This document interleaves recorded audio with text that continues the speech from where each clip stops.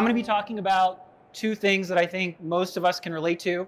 The combination of increased demand and increased lead times from suppliers, which we're calling the COVID double whammy. We're going to go through sort of what exactly is happening and what are some strategies for dealing with it.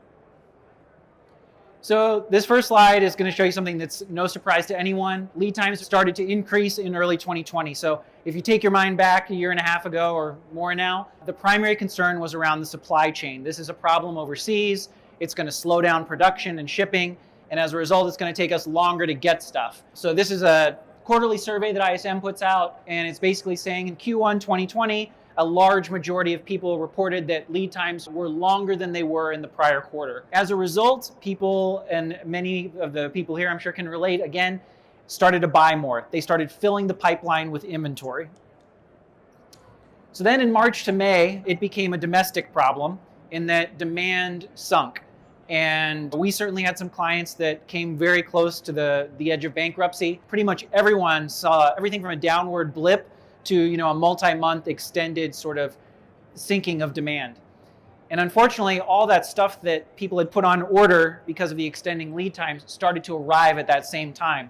And so we kind of had the inverse problem of what we're all going through right now, which is sitting on a mountain of inventory. So here we have a subsection of GDP by quarter. Again, this is Q2 2020, so April through July 1st. Significant drop off in economic activity. And retail and wholesaler days on hand increased by something on the order of 15%.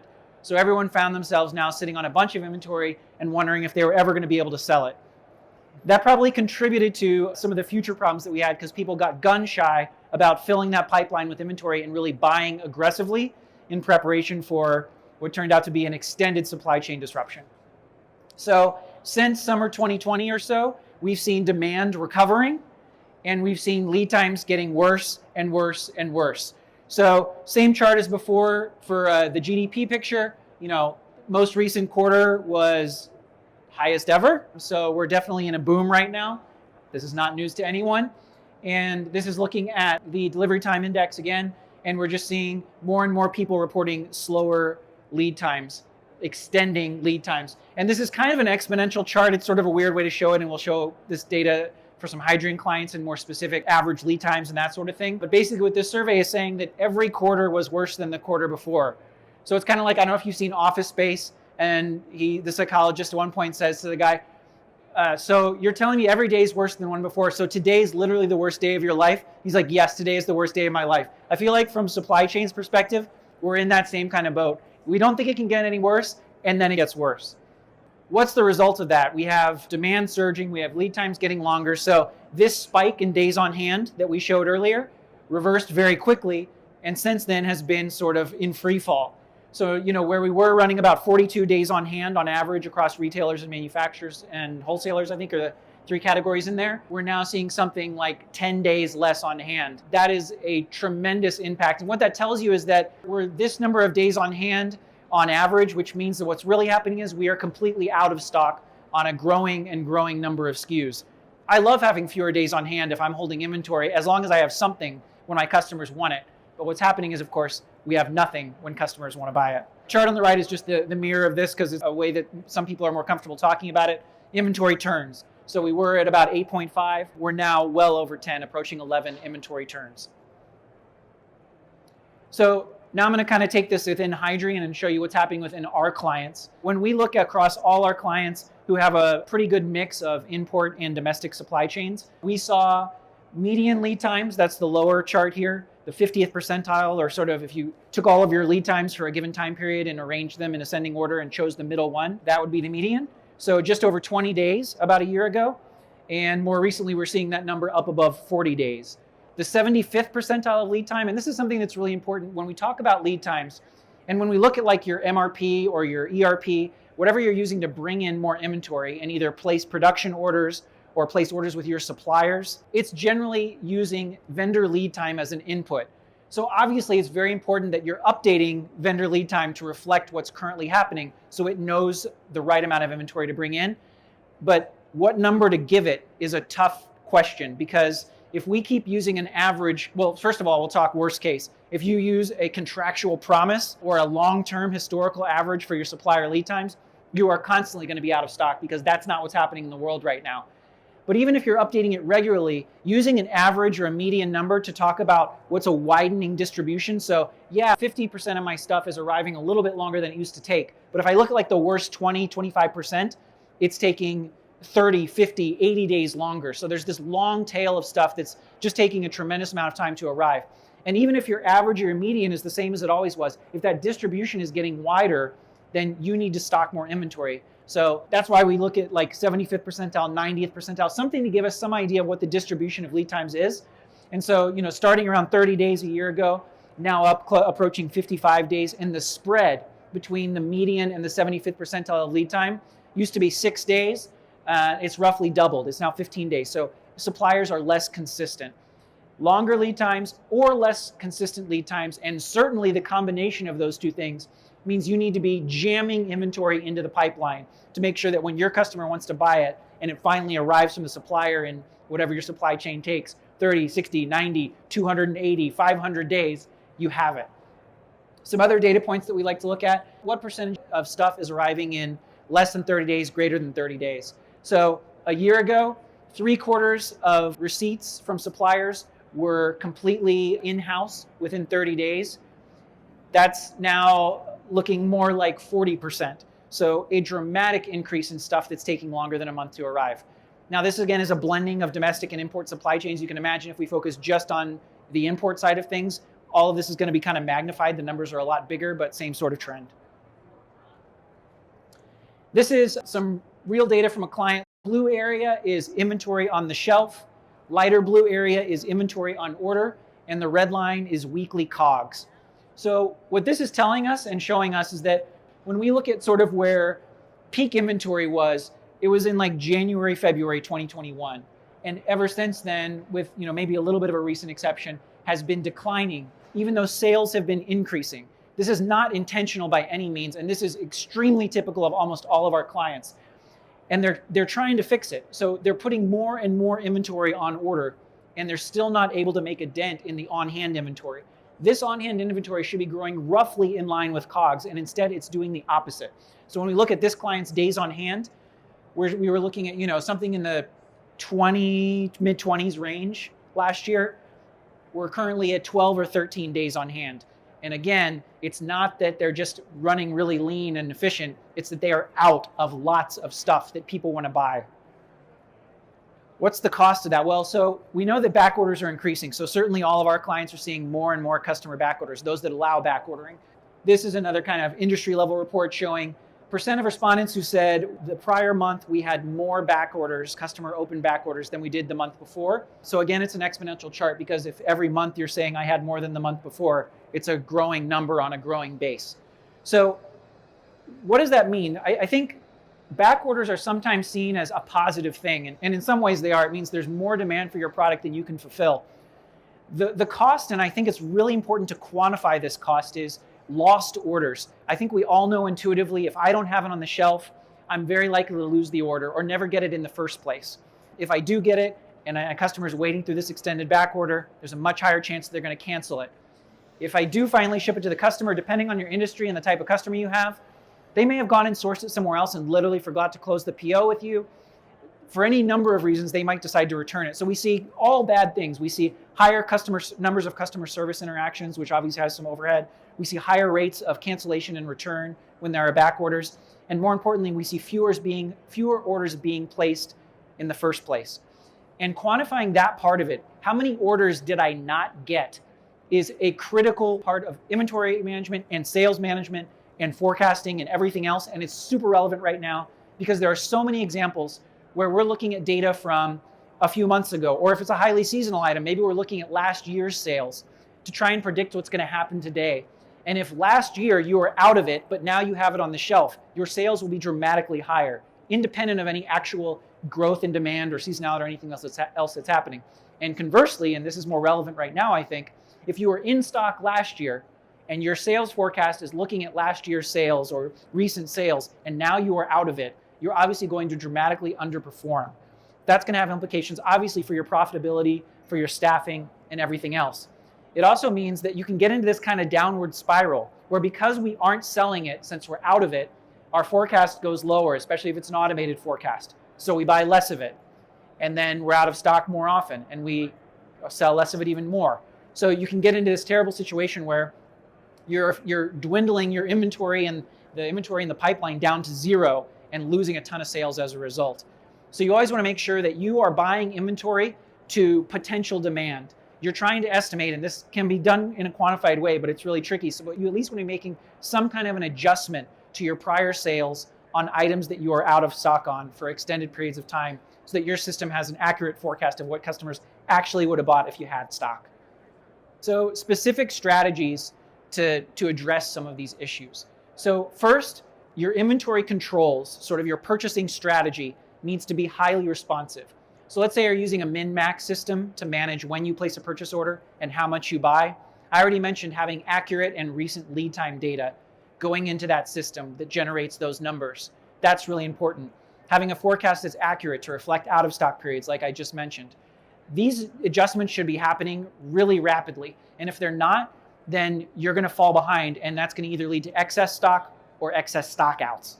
Conversely, we have to be ready to reverse those changes when necessary. So when the world finally returns to normal, and I'm talking about supply chain here, not the larger macroeconomic or societal picture, I think we all need to be ready to reverse course. And part of that is going to be being nimble with our inventory controls and our forecasting and all the levers we can pull in our system, our ERP, MRP, whatever we're using to make sure we're on top of this. Working with your suppliers is going to become increasingly critical. So something that we recommend every client does, if they haven't already, is have an explicit conversation with suppliers. When's the last date that I can change a PO? Can I change a quantity, change a delivery date, cancel the PO outright? Each of those is probably going to have a different answer if the supplier really thinks about it and walks through with you and says, okay, look, you placed this PO 3 months ago. For the first 30 days, you can do whatever you want. Change the quantity, change the delivery date, cancel it all together, and there's no charge. For the next 30 days, you can change the quantity plus or minus 20%.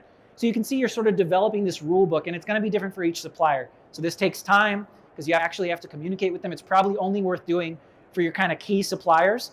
But once you have those ground rules laid out, you then have action dates. So you can say, look, this big PO I placed 3 months ago is reaching a deadline for the last date that I can push or pull a ship date with this supplier. So I'm going to look at what the situation is on that SKU, and I'm going to make a decision about whether I need to take action. So that close relationship with your vendors, it is tedious, it's a pain in the butt, but it's going to be really critical, especially as lead times start returning to normal and we're dealing with a lot of inventory coming in. Sharing sales forecasts with your suppliers, this is always a good thing to do. Lots of people do it and lots of suppliers ignore them. So if you're going to do that, don't count on them actually doing anything with your sales forecast unless you follow up and ask, how did you change production in response to the forecast I sent last month? Show me. And if you hold them to that, you might actually get some traction there and have them produce the product that you need when you need it. Avoidable excess. When you see that you are going to be overstocked or already overstocked on something and there is more on the way, you need to start taking action internally, especially from a sales and marketing move, right away. If I already have excess stock in a SKU and I have more on the way from the supplier, I can do price promotion. I can, increase its placement or ad spend on the e-commerce side of things, if that's an option. You want to make sure that if you already have excess and you have more coming, at least clean out some of the excess you already have before this stuff arrives. Don't wait until it hits your dock and you're trying to fit 15 pounds of dirt into a 10-pound hole. Talked about price reduction. The last thing you could do is consider diverting POs to other facilities. If you're in a multi-distribution center environment or you have distribution centers serving a bunch of retail stores, you can scoot inventory around. If you see that you're going to have excess in one facility, most suppliers will allow you to divert a PO. Sometimes even the carrier will allow you to divert a PO to another location that doesn't have excess.